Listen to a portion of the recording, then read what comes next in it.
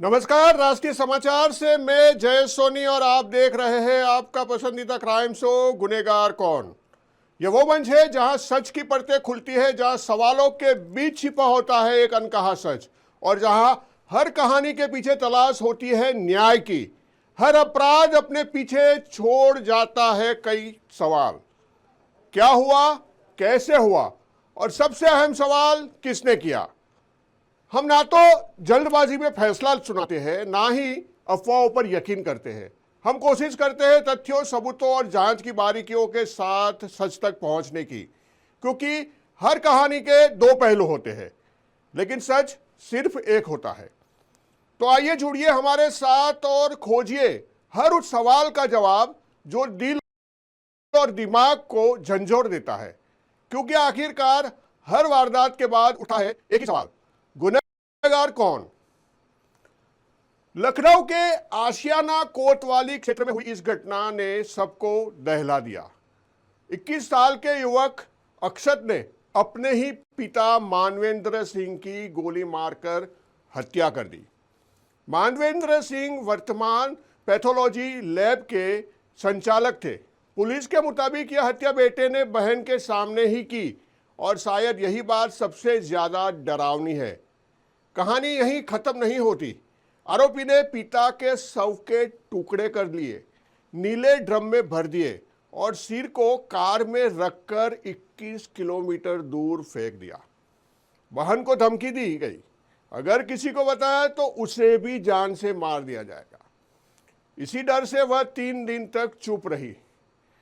कहानी में सवाल सिर्फ यह नहीं है कि हत्या क्यों हुई, बल्कि सवाल यह है कि क्या परिवार में इतनी काली हवा इतनी जल्दी जल है। आइए विस्तार से जानते हैं इस सनसनी केस के हर पहलू और ढूंढते हैं आखिरकार गुनहगार कौन।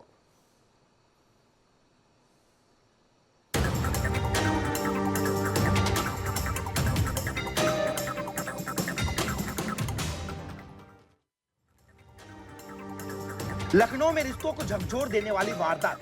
इकलौते बेटे ने अपने ही पिता की हत्या कर दी और फिर सबको टुकड़े कर नीले ड्रम में भर दिया। मामला आसियाना कोतवाली क्षेत्र के सेक्टर एल का है। मृतक मानवेंद्र सिंह वर्धमान पैथोलॉजी लैब के मालिक थे। पुलिस के मुताबिक 21 वर्षीय बेटे अक्षत ने 20 फरवरी को बहस के दौरान पिता की लाइसेंसी राइफल से गोली मार दी। बहस नीट और MBBS की पढ़ाई को लेकर थी। पिता चाहते थे कि बेटा मेडिकल की पढ़ाई करे, जबकि बेटा अलग व्यवसाय शुरू करना चाहता था। आरोप है कि हत्या के बाद आरोपी बहन के सामने शव के टुकड़े किए। उन्होंने नीले ड्रम में भरा और सिर को कार में रखकर कई किलोमीटर दूर फेंकाया। बहन को किसी को बताने पर जान से मारने की धमकी दी गई। 3 दिन बाद आरोपी खुद थाने पहुंचा और गुमशुदगी दर्ज कराई। पूछताछ में शक गहराया तो सख्ती पर उसने जुर्म कबूल कर लिया। पुलिस ने उसकी निशानदेही पर शव के टुकड़े बरामद किए हैं, हालांकि सिर अब तक नहीं मिला है। देखिए, ये थाना आशियाना का मामला है। इसमें 20 तारीख को एक गुमशुदगी के बारे में सूचना मिली थी कि श्री मानवेंद्र प्रताप सिंह हैं, जो जिनकी उम्र 49 साल है, वो अपने घर से गुमशुदा हैं। इसके लिए पुलिस लगातार इसके लिए जांच पड़ताल कर रही थी। इस क्रम में आज पता चला है कि उनका जो पुत्र है अक्षत प्रताप सिंह, जिसकी उम्र लगभग 19 साल है, उसने उनकी हत्या कर दी थी। उसी दिन 20 तारीख को ही सुबह लगभग 4:30 बजे राइफल से उसने उनकी हत्या कर दी और शव को फिर छुपाने के दृष्टिकोण से शव का कुछ छत विच्छेद कर किया है, जो कि ग्राउंड फ्लोर से पाया गया है। जो अभियुक्त है उसको पुलिस की कस्टडी में ले लिया गया है और उससे अग्रिम पूछताछ की जा रही है। मौके पे जो फोरेंसिक टीम है वो आ गई है, वो साक्ष्य इकट्ठा कर रही है और अग्रिम विधि कार्रवाई की जा रही है। सर, कारण क्या है, वजह क्या है बताइए। देखिए, जैसा अभी दर्ज कराई थी, जैसा अभी तक अभियुक्त ने उसमें वो बता रहा है कि उसके पिताजी उस पे प्रतियोगी परीक्षाओं के लिए तैयारी करके दबाव बनाते थे। इस क्रम में सुबह सुबह झगड़ा हुआ और राइफल से इसने गोली चला दी, जिसके कारण उनकी मौके पे ही मृत्यु हो गई थी। DCP विक्रांत वीर के अनुसार मामले की जांच जारी है और बाकी अंगों की तलाश की जा रही है। यह घटना सिर्फ एक हत्या नहीं, बल्कि परिवार दबाव और असहमति के खतरनाक टकराव की कहानी भी है। अब सवाल है, क्या संवाद की कमी भी इतनी बड़ी त्रासदी में बदल सकती है। Bureau report, Lucknow, Uttar Pradesh.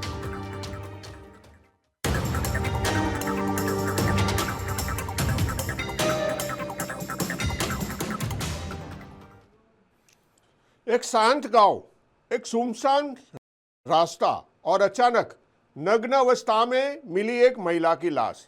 यह सिर्फ एक हत्या नहीं, यह इंसानियत को झंझोर देने वाली वारदात थी जिसने पूरे बागपत को दहला कर रख दिया।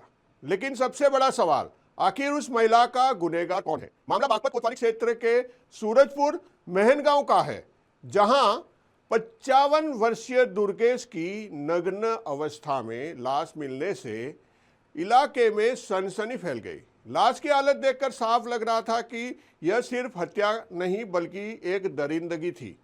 पुलिस के सामने सबसे बड़ी चुनौती थी क्योंकि यह एक ब्लाइंड मर्डर था। न कोई चश्मदीद, न कोई सीधा सुराग। गुनहगार कौन है, यह सवाल पुलिस के लिए भी पहेली बन चुका था। इस ब्लाइंड मर्डर केस की गुत्थी सुलझाने के लिए पुलिस ने 100 से ज्यादा सीसीटीवी कैमरे की फुटेज खंगाली और करीब 150 से ज्यादा संदिग्ध लोगों से पूछताछ की। दिन बीतते गए लेकिन गुनहगार पुलिस की पकड़ से दूर था। फिर सीसीटीवी की एक फुटेज ने इस मर्डर मिस्ट्री का रुख बदल दिया और पुलिस जब उस शख्स तक पहुंची जिसने इस खौफनाक वारदात को अंजाम दिया था, पुलिस जांच में सामने आया कि अग्रवाल मंडी टंटीरी निवास राजेश इस हत्या का गुनहगार था। 12 फरवरी की शाम जब दुर्गेश अपने गांव लौट रही थी, तभी शराब के नशे में धुत राजेश की नीयत बदल गई। उसने महिला को पकड़ लिया, लेकिन जब महिला ने विरोध किया और शोर मचाया तो राजेश ने उसकी आवाज़ हमेशा के लिए खामोश कर दी, गला दबाकर हत्या की और मौके से फरार हो गया। लेकिन कहते हैं गुनहगार कितना भी शातिर क्यों ना हो, कानून के हाथों से बच नहीं सकता। सीसीटीवी और पूछताछ के आधार पर पुलिस ने आरोपी राकेश को गिरफ्तार कर लिया और उसे जेल भेज दिया गया। एक दरिंदा सलाखों के पीछे है, लेकिन सवाल अब भी वही है, क्या इंसानियत के इस कत्ल की सजा सिर्फ जेल काफ़ी है? देखिए गुनहगार कौन।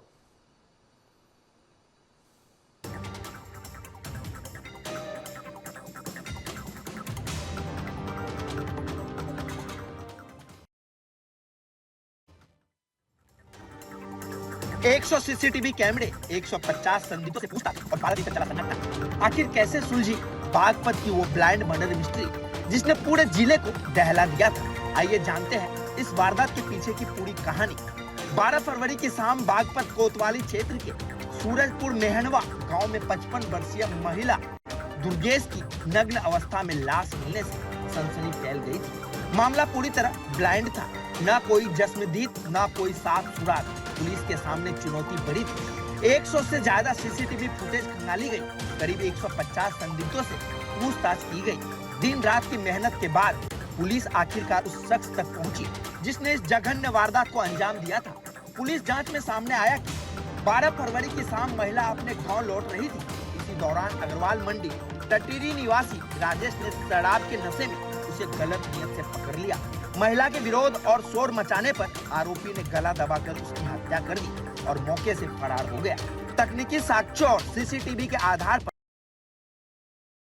राजेश की पहचान और उसे गिरफ्तार कर जेल भेज दिया गया। जनपद बागपत थाना बागपत के टटीरी क्षेत्र अंतर्गत एक रेलवे क्रॉसिंग के पास महिला का शव मिला था और तत्काल घटनास्थल का निरीक्षण सभी थाना police, CO city, additional SP और स्वयं मेरे द्वारा किया गया था। फील्ड यूनिट को तत्काल लगाया गया था आवश्यक साक्ष्य संकलन के लिए और तत्काल 5 टीमों का गठन किया गया था घटना के सफल अनावरण के लिए। और आज लगभग 10 दिन लगे हमें, क्योंकि एक ब्लाइंड घटना थी। ये महिला जिनकी मौत हुई, इनके पास कोई मोबाइल फ़ोन ये यूज़ नहीं करती थी और ना ही जो घटनास्थल था उसके आसपास कोई मेजर कैमरा कवर करता था। एक सुनसान इलाका ट्रैक के बगल का था जिसको सूरजपुर मेहनवा गांव के रहने वाले लोग कई वर्षों से गांव के अंदर आने जाने के लिए प्रयोग करते थे। तो एक चैलेंजिंग घटना थी, एक ब्लाइंड घटना थी हमारे लिए। और लगभग 10 दिनों के अंतराल में 150 के आसपास संदिग्ध जो थे उनसे पूछताछ की गई और 100 से भी ज़्यादा सीसीटीवी फुटेज के कैमरे चेक किए गए। ढेर सारे मोबाइल नंबर जो संदिग्ध थे उन पर कार्य किया गया सर्विलांस टीम के द्वारा। और ये सारी कार्रवाई के बीचों बीच हमने जो अभियुक्त इस घटना में शामिल था, जिसने इस घटना को कारित किया, सूरज कुमार राय एसीपी बागपत पुलिस के मुताबिक आरोपी शराब का आदी है और पहले भी आपराधिक गतिविधियों में शामिल रहा है। इस घटना के बाद महिला सुरक्षा को लेकर पुलिस ने 24/7 हेल्पलाइन नंबर 7839876407 जारी किया है। 12 दिन तक उलझी रही ये गुत्थी, लेकिन आखिरकार तकनीकी जांच और सघन पूछताछ ने इस ब्लाइंड मर्डर का सच सामने ला दिया। अब बड़ा सवाल यह है, क्या सिर्फ अपराधी को पकड़ लेना काफी है या समाज में महिलाओं की सुरक्षा को लेकर और कड़े कदम उठाने की जरूरत है? राष्ट्रीय समाचार के लिए ब्यूरो रिपोर्ट उत्तर प्रदेश।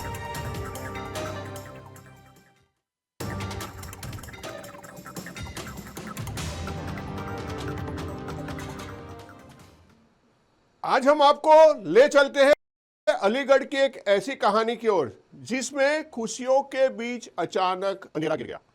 अलीगढ़ के पाली मुकीमपुर थाना क्षेत्र के गांव बिशनपुर में 6 मार्च को बेटे की बारात होने वाली थी।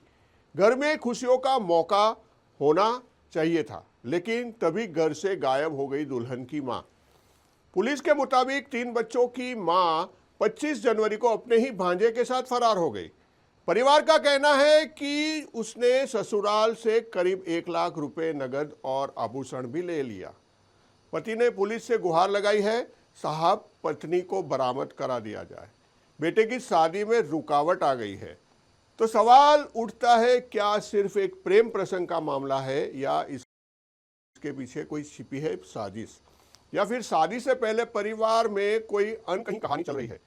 पुलिस जांच में जुटी है, लेकिन हर गुजरते दिन के साथ सवाल और गहराते जा रहे हैं। आइए विस्तार से जानते हैं इस रहस्यमय केस के हर पहलू और ढूंढते ही आखिर गुनहगार कौन है।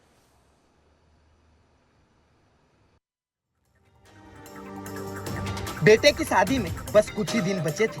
घर में मेहमानों की सूची बन रही थी, लेकिन अचानक घर की बहू, 3 बच्चों की मां अपने ही भांजे के साथ लापता हो गई। अलीगढ़ से आई इस खबर ने पूरे गांव को हैरान कर दिया।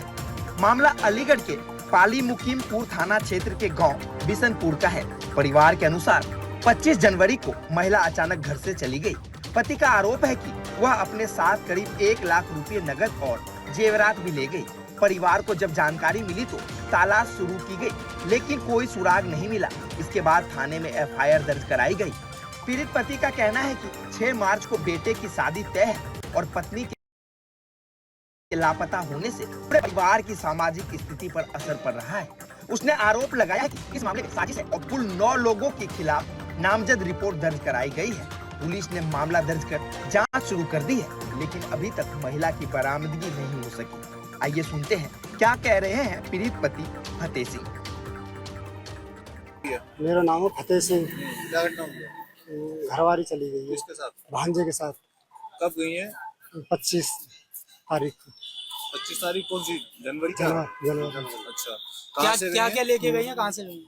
एक तो पेंडल है और एक अंगूठी और एक कान में कुंडल और पान की। कैश भी ले गई? हाँ, कितना? 1 लाख रुपए। अच्छा, कौन है वो तुम्हारा जो जिसके साथ गई है? भांजो है, बहन का छोरा है सगी का। अच्छा, तुम्हारा भांजा है। अच्छा, और कितने बच्चे हैं? 3 बच्चे हैं। शादी किसकी है? शादी बड़े किसकी? लल्ला की है सर। तो अब क्या दिक्कत क्या आ रही है? शादी में कोई दिक्कत आ रही शादी है? में दिक्कत तो आ रही है, तो मैं बताऊँ क्या कह रहे हैं बता उसके? मैं यहाँ डोल तो रिश्तेदार क्या कह रहे हैं? रिश्तेदार आज कल कह देते हैं कि कल ले आएंगे कि परसों ले आएंगे। कौन को ले आएंगे? शादी की बात करो, शादी में क्या दिक्कत आ रही है? शादी में जी है कि मैं कह रहे हैं माँ भज गई छोरा। पुलिस सूत्रों के अनुसार महिला की तलाश के लिए संभावित ठिकानों पर दबिश दी जा रही है। अब तक यह स्पष्ट नहीं है कि मामला आपसी सहमति का है या किसी प्रकार के दबाव का। जांच के बाद ही स्थिति साफ हो पाएगी। अब बड़ा सवाल यह है, क्या महिला अपनी इच्छा से गई या परिवार के आरोपों में कोई सच्चाई है, और क्या बेटे की शादी से पहले यह मामला सुलझ पाएगा? फिलहाल पुलिस जांच जारी है। राष्ट्रीय समाचार के लिए ब्यूरो रिपोर्ट अलीगढ़। मामला मंझोला के 52 कोठी के पास का है। 50 वर्षीय महिला जो चौकीदारी कर रही थी, अपने ही गले में गोली लगी और गोली का शिकार हो गई। परिवार का आरोप है कि वारदात में 4 युवक शामिल थे।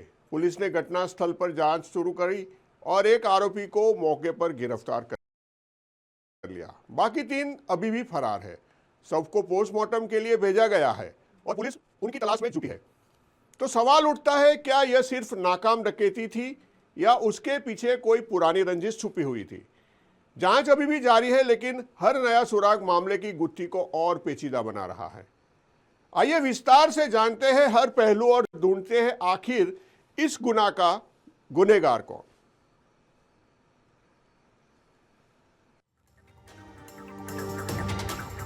ड्यूटी पर तैनात और मौत सामने खड़ी थी। मुरादाबाद में चौकीदारी कर रही 50 वर्षीय महिला को गोली मारकर हत्या। आखिर किसने और क्यों बनाया उसे निशाना? मुरादाबाद के मजौला थाना क्षेत्र में बावन कोठी के पास उस वक्त सनसनी फैल गई जब चौकीदारी कर रही एक 50 वर्षीय महिला को गले में गोली मार दी गई।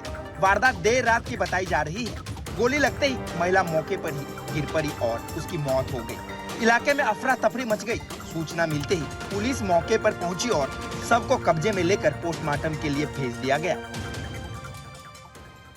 यही मेरी माँ है। मेरी माँ रोजा अख्तारने के बाद वहाँ पर मैं बाहर चला गया, तो इतने में ही रोजा अख्तार के मेरी माँ बैठी थी। अचानक में 4 बंदे आए और आन के मेरी माँ के गोली मार के चले गए। मेरे बच्चों ने बाहर आन के आवाज़ दी, पापा गोली मार दी, मेरे पापा गोली मार दी। अम्मा के बच्चे के मेरे हाथ बंद हुए थे। एक भांजी थी मेरी 9 साल की, वहाँ रह रही थी। क्या हम चौकीदारी करते हैं वहाँ पर। क्या नाम है माता जी का? माता जी का नाम नन्नी है। क्या कौन लोग थे जिनने गोली मारी? हम नहीं पहचानते कौन लोग थे कौन नहीं है। कोई रंजिश थी किसी तरह? ना हमारी माँ की तो कोई रंजिश ना थी, ना हमें मालूम कोई रंजिश के बारे में। बस कहाँ की है ये घटना? ये बावन कोठी के दौरे क्या कहूँ, अनफिट पार्क के दौरे, वो जगह उनके भाई साहब की जगह में रह के चौकीदारी करते थे हम। परिवार का आरोप है कि इस वारदात में 4 युवक शामिल थे। घटना के बाद एक आरोपी को मौके पर ही पकड़ लिया गया, जबकि 3 अन्य अब भी फरार बताए जा रहे हैं। पुलिस फरार आरोपियों की तलाश में लगातार दबिश दे रही है। मौके से साक्ष्य जुटाए गए हैं और हर एंगल से जांच की जा रही है। इस पूरे मामला पर एसीपी रणविजय सिंह का बयान सुनिए। एसएचओ मजोला को दिल्ली रोड पर एक समृद्धि विहार, उसके पास एक खाली प्लॉट है, वहाँ पे किसी महिला को गोली मारने की सूचना मिली थी।